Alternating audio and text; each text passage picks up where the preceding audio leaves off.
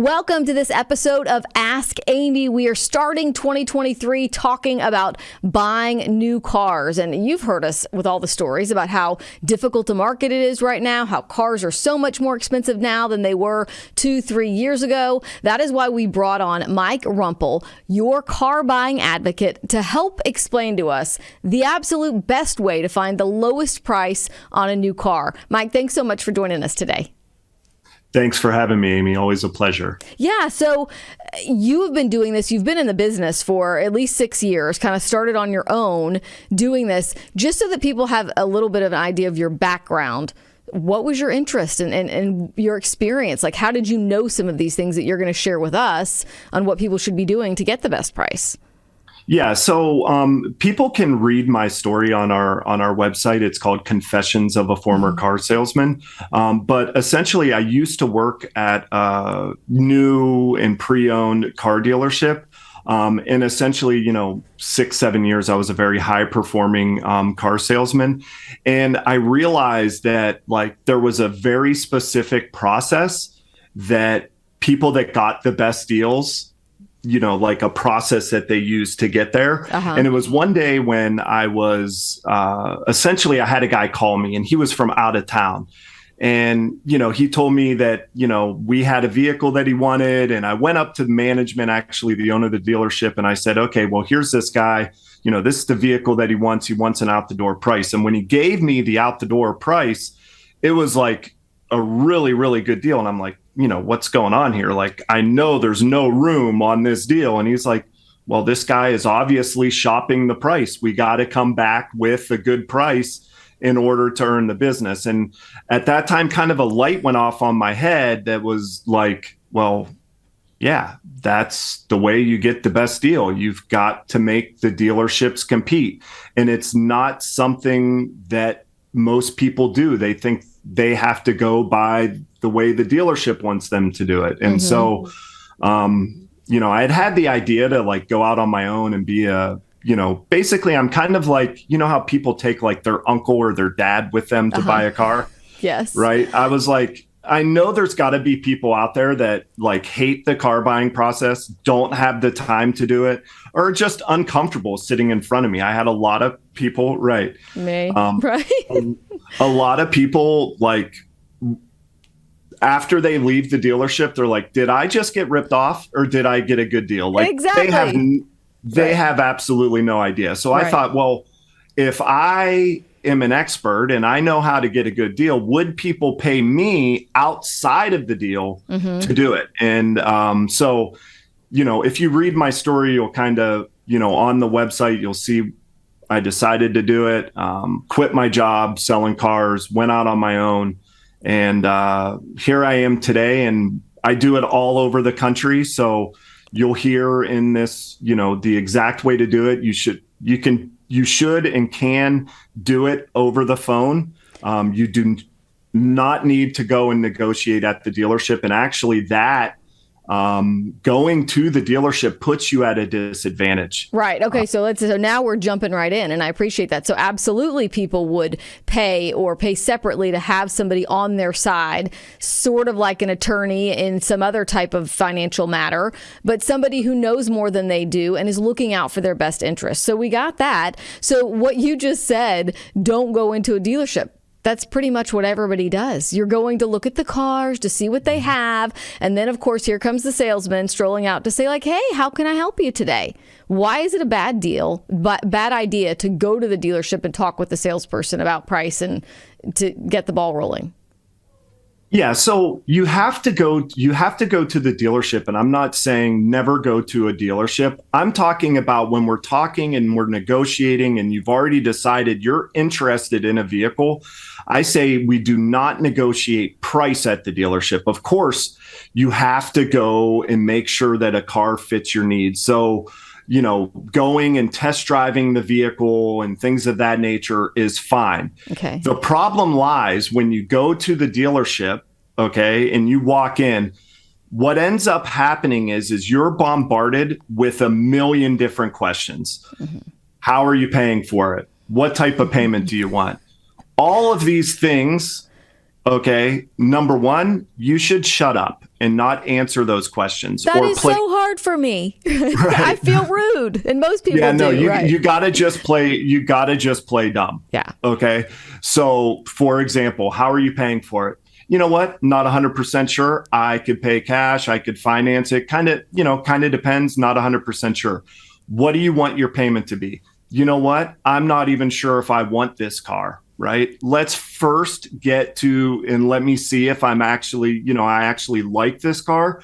I have a few other cars that I'm going to be driving and checking out today at other dealerships. So at this point, like, I'm not even concerned about payment. I'm just trying to figure out if I like this car. And so that's why, you really should not be answering questions, or if you are answering questions, you're kind of deflecting and making them aware that, like, there is no car being bought today.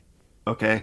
If I'm interested in buying this car, you will hear from me and I will call you back and we'll discuss all of these things.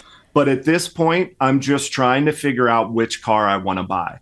That's if you go to the dealership, because think about it. Okay. Anytime you call a dealership, okay, over the phone, what is the first thing they say to you? Oh yeah, that car's here. When can you come in? Okay. It is the absolute first thing they want to try to get you to do is to come in. Because what happens is when you come in, you fall in love with the car, then you're sitting there for hours going back and forth with them. And eventually, most people, okay, so they start at a higher number, and then the dealership comes down some, and then the person thinks that they won, okay, when in reality, you have no idea what number they started at, especially if you're just focusing on the payment, which is what they always want you to focus on. But you're sitting there going back and forth, and you're thinking, okay, well, I don't want to go through this somewhere else. Exactly. You're emotionally, mentally exhausted. Yeah. You're thinking my time is worth something, so let's just get this over with. Bad move. It's like, I need a new car. I love this car. Okay. Yeah. Like, can I get out of here, please? Can we move on? Okay. So your point then is, once you decide what vehicle you want, then you call the dealerships directly. Is it easy to actually get a real salesperson on the phone? How do you get around that? Oh, it's our policy that you have to come in. You have to come here. Okay, so, and that leads me to the next point is this. Okay, is it easy? No. Well, that's essentially why people hire us, because they try to do it on their own. And then they're like, nobody is giving me the information that I need in order to make a good informed decision over the phone. And I don't want to go to the dealership. Mike, do it for me. Okay. And so it's not, I wouldn't say that it's easy, but if you say the right things and you understand what is most important in this for the car buyer to understand, is the person that holds the money is the one that has all the power. Okay. Because you can buy this car at any dealership, can't you? Okay. So if us as a consumers want a better car buying experience, we have to force the dealerships to do the deal the way that we know that it should be done. Okay. So for example, if somebody says to you, what a lot of the times they'll do is they'll say, oh, well, our price is listed online. Like, when can you come in? That's the price. Okay. Don't believe that. What you say to them is, you say, listen, I need to know the out the door number with all tax, title, fees, any, accessories that you have on the car. I want to know the total out the door number. Please send me a buyer's order or proposal or, a total breakdown of the out the door number. Okay. In writing. Yes, I need it in writing. Hold on. I'm stopping you right there. We're going to take a quick break and then we're going to come back. Remember that buyer's order, proposal in writing. This is by phone. And you've got several other things that we're asking for before you ever go to a dealership. We'll be right back. Welcome back. You are watching Ask Amy with Mike Rumple, your car buying advocate. And when we just left for break, you were starting to tell us about how we don't need to go inside a dealership. We need to call a dealership and ask them for the out the door price. And we want to get them to send that to us in writing. And then, so my next question is, who are you getting this information from? Like the person that answers the phone at the dealership? Yeah, most of the time, the person that answers the phone is only there for one thing. They're trying to schedule an appointment for you to come in to see the vehicle, to drive the vehicle, schedule an appointment with the salesperson. So what you need to make sure that that person is aware of is that, number one, you don't have time and you're not coming in. Okay, so you need to make them aware that like you are in control, that if they want to make a sale, okay, they're going to have to do the deal the way that you want them to do it. And you say this very kindly. Okay, so what I'll do sometimes is, because I already know the person typically that you get on the phone first when you call the dealership is almost like a receptionist for the sales team. Again, they're just trying to schedule an appointment for you to come in. So a lot of the times I will look up reviews, or I'll try to find the sales manager's name, and you can ask for that person specifically. Got it. Okay. Because that is the person that you need to get on the phone. Either one, like a high performing car salesman. Okay. Or two, the sales manager. And you need to ask for them because, you know, typically that's who's going to give you the information that you need, which is, again, it's either called a proposal, a buyer's order. Like, I'm not coming in. Okay. They're going to keep going back to, when can you come in? Listen, if you want to have a chance to earn my business, I'm calling you on this very specific car that I found on your website that I'm interested in. I don't need to come in to drive it. I already know this is the car that I want to buy. If you want to have any chance of making a sale today, you will give me the information that I need, because I don't have time to come in. But I'm buying one of these vehicles and I'm interested in yours. Okay. So if you want to sell a car, you're going to do it the way that I want to do it. All and right. say it in a nice way. Okay. And if they decide they don't want to do that, then smell you later. They didn't have the best deal anyway. Okay, very good information. So we know how we're getting on the phone with somebody in a position to be able to give us the best price out the door. One quick thing, as we're telling them we want that best price and we need it in writing, do we need to tell them that we need them to put the VIN of the vehicle that we're looking at on there? Because I hear from so many people so often that say they were negotiating a price, they told them it would be this, then they get to the dealership and they say, oh, that car we were talking about just sold 30 minutes before you walked in the door. So does it need to be that specific with the VIN so that we know what we're talking about?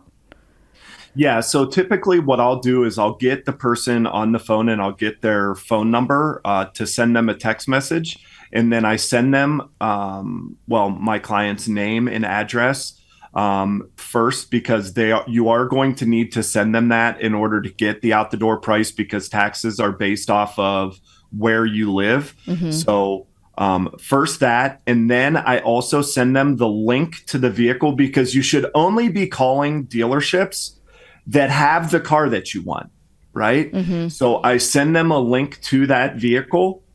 Okay. And then, first I confirm that that vehicle is even there. Got it. Okay. And then, yes, that VIN number should be on the proposal, but as long as they've confirmed, and it should show on the buyer's order, like that it is the right vehicle, it shouldn't be a problem. If the VIN's on there, great. If it's not, that's okay too. As long as you know and you ask them, okay, is this vehicle actually available for sale? And if they say yes, then that's fine. But before I think where you're going with this is, what happens if they say, okay, this is the deal, but then when you get there, that car is no longer available? Right. And they're like, oh, well, now we're starting over because this one that we do have has other features and things already on it. So that's why I was just saying, it seems like you need to hold them to, no, I'm negotiating for this specific vehicle. And then once we reach a price, like, you're not going to sell it out from under me before I get there. Right. And that will lead me to the next step, which would be to place a deposit on, if once you come to terms on this is the car that you want to buy and you know it's a good price, then at that point you you let the person know, hey, we want to make a deal. We'll be in, once all the paperwork and everything is ready, we're ready to move forward on the vehicle.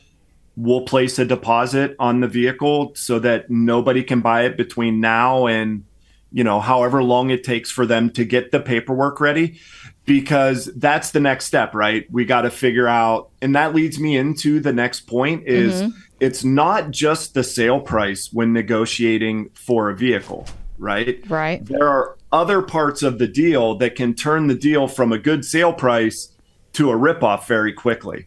So the next thing that I want to tell people that they have to do is they have to negotiate the deal in pieces. So first we get the out the door price for the new car, leave the trade-in out of it. Okay. If there is a trade-in. Okay. Because the trade-in is negotiated separately. Okay.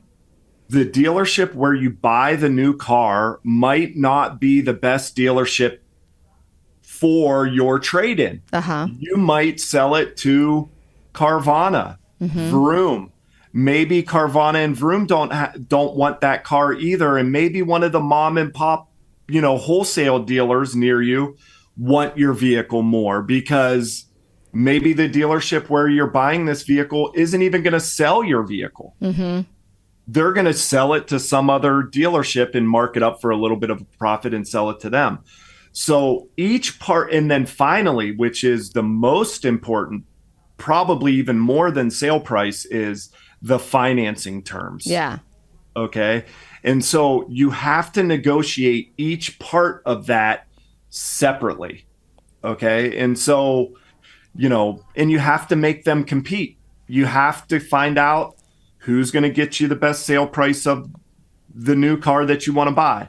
Who's going to give you the most money for your trade-in? And finally, how are you going to finance the vehicle? Are you going to bring your own financing or are you going to let the dealership do it? Because that might mean, certainly, right? You might want to go to your bank or credit union before you ever ask a dealership what kind of financing deals they have so that you know if it's a good deal or if you can do better.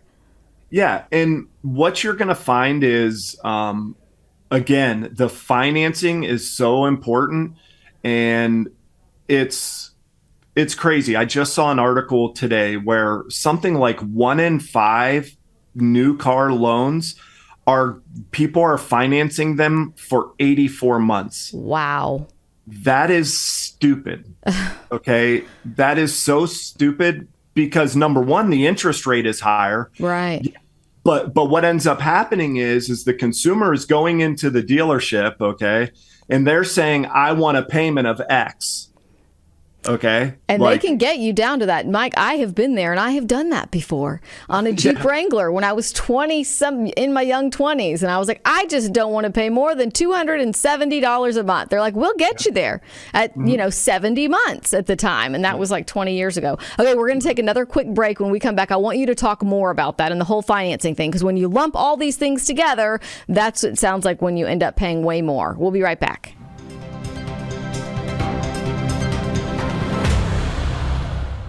Welcome back to this episode of Ask Amy. Joining me is Mike Rumple, your car buying advocate. Mike, you were just talking about financing and finding the best deal to finance any vehicle. So at this point, we've already negotiated the cost of the vehicle, the price out the door, meaning tax, title, and license, everything. Then we figured out if we have a trade-in, where we can get the most money for that. And then now it's financing. And so before we ask the dealership about it, we should have already asked our own bank or credit union.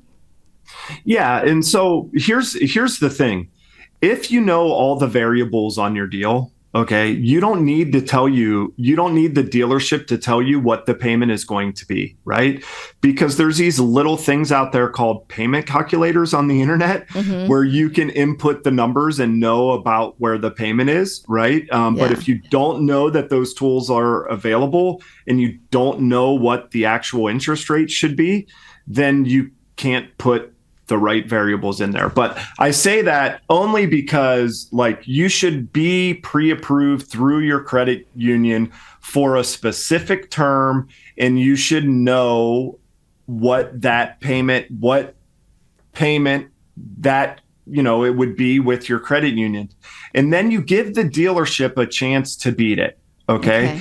The dealership many times are going to ask you, well, what rate do you have through your, credit union? You'll say, well, I have financing available through my credit union if I want to use it. Okay. You should never tell them that rate because how do you know that is the best rate you can get? Oh, you right. have no idea, right?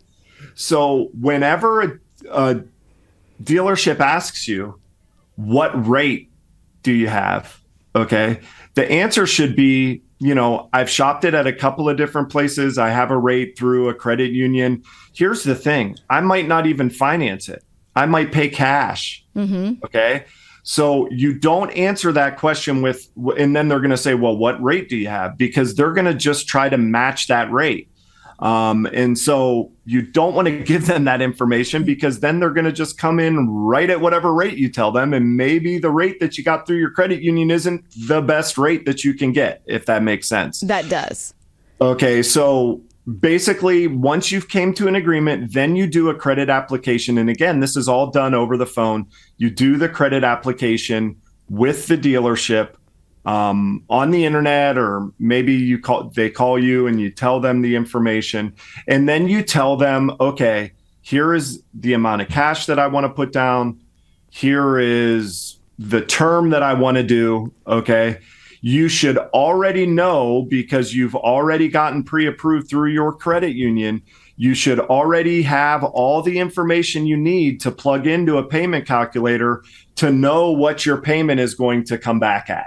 Got right? It. Uh-huh. So you're not really asking them like, well, what's the payment? Because you should already know that information. Got it. And one of the big problems is when people go to dealerships, they have no idea of the vehicle that they're looking for, what the payment even is. Okay. So like, there's a reason why the dealership wants you to get focused on payment, because they can manipulate any of the numbers that they want to meet that payment. Right. But if you already know what the payment should be based off of the car that you're looking at, there's no way for them to manipulate those numbers. And they're still going to make some money. I mean, that's not your concern, but yeah. Yeah. And that's what I always tell it. Like, people ask me when they want to try to hire me, how much money are you going to save me, Mike? And I tell them I'm one of the only guys out there that is honest, that says, listen, if you want to do this on your own, you're going to get the exact same deal. If you know what I know and you do what I do and you do it how we do it, right? You're going to get the exact same deal that we can get. The problem is the average consumer does not do it the way that we do it. Mm-hmm. They don't have the time to, or they're uncomfortable doing it. And those are our customers, right? Those are our clients. We want to bring value to the people where we bring value to. And it's not like, if you want to do it on your own, just do it the way that we do it. Right. You have to do it that way. We have just about 2 minutes left. So 2 quick things. I have heard of instances where people say they negotiate the price of the car and then they say, oh, okay, I'm bringing my own financing from my credit union. And then the dealership says, whoa, like this price was contingent on you using our in-house financing or our financing through our dealership. Can they do that? Yeah, that's one of the reasons why one of the first questions they always ask you is how you're paying for it. Mm-hmm. Okay. And then, here's what I do. I just play the game. I ask the dealership if they try to bring that up at the end. Okay. You have, in order to get this price, you have to finance with us. Okay. Well, who are we financing it through? Okay. We're financing it through this. Is there any prepayment penalty? No. Okay, fine. If you're willing to discount the vehicle by thousands of dollars, mm-hmm. okay, and you expect me to pay a crazy high interest rate, okay, I'll play the game. I'll finance it with you for a month and a half, pay an extra 2% interest. So, 2% on, let's just say $10,000 is like, that'd be like an extra $20 in interest for those first couple of months, right? And then you just refinance it. So you play the game. Yeah. But you just better make sure there's no prepayment penalty, right?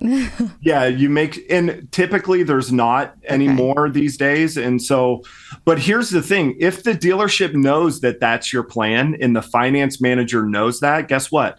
He's going to get charged back interest on the financing anyway. Like he's going to get charged back his commission that he made. Oh. So there's a chance if they know that that's your plan, that they won't let you do it. They might try to negotiate and get you a better interest rate to match the deal that you already have. Because the last thing they want you to do is to refinance it beforehand. And sometimes what they'll say is, oh, well, yeah, you got to keep it open for 6 months or a year. Okay, not true. Show me where it says that in the finance contract. That's just that finance manager or that dealership. Okay. That's just them protecting their commissions from being charged back. Got it. Mike, we are out of time. You are a wealth of information. We're going to make sure in our show notes to this that we put a link to you so people know how to find you and know how to find all the resources that you put out every day, helping consumers buy vehicles. It's a tough market, and we certainly appreciate you sharing some of your secrets. Yeah, it's my pleasure. I always appreciate getting on with you, Amy. You're the best. Have a great day. Take care.